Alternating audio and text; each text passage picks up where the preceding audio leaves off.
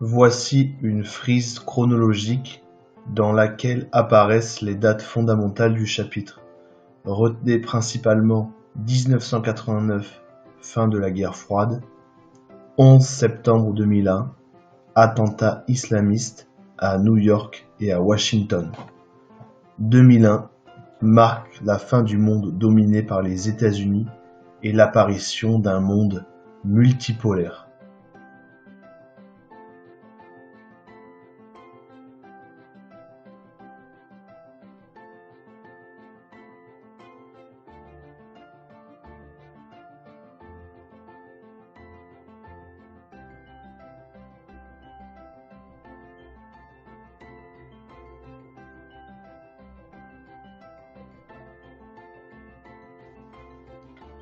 Les États-Unis sont les grands vainqueurs de la guerre froide. Tout au long des années 1990, les États-Unis sont les gendarmes du monde, c'est-à-dire qu'ils ont la capacité d'intervenir militairement dans de nombreux pays. C'est le cas en Haïti, en Yougoslavie, en Irak, au Koweït et dans bien d'autres pays.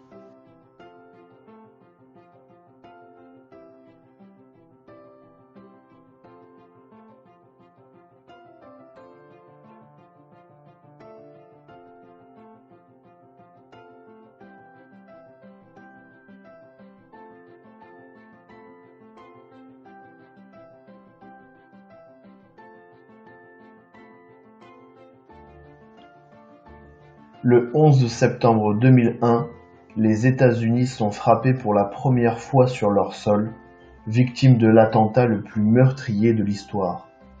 L'organisation terroriste Al-Qaïda, créée par le Saoudien Oussama Ben Laden, veut ainsi démontrer au monde entier que les États-Unis ne sont pas invulnérables.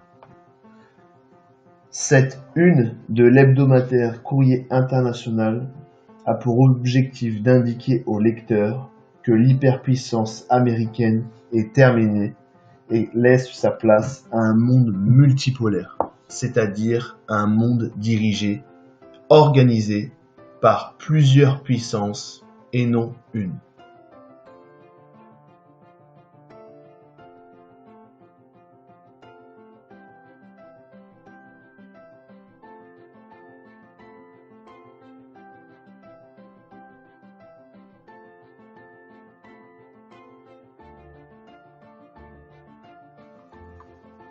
BRICS est un terme qui désigne les 5 principaux pays émergents, à savoir le Brésil, la Russie, la Chine, l'Inde et l'Afrique du Sud.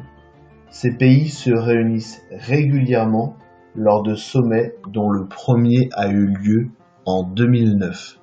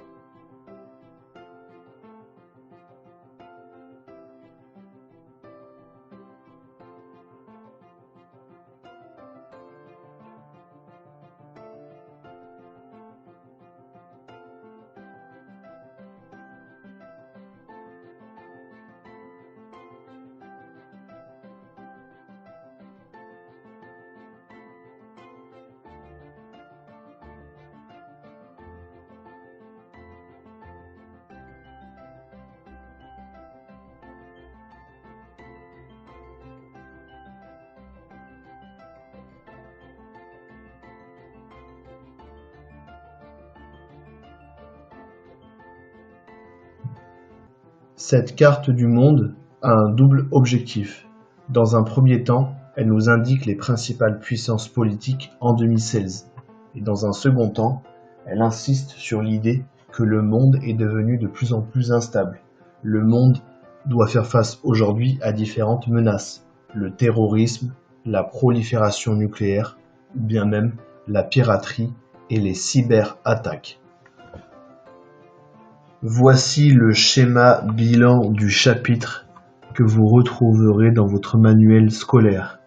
Sur ce schéma, vous retrouverez les principales idées fondamentales du chapitre.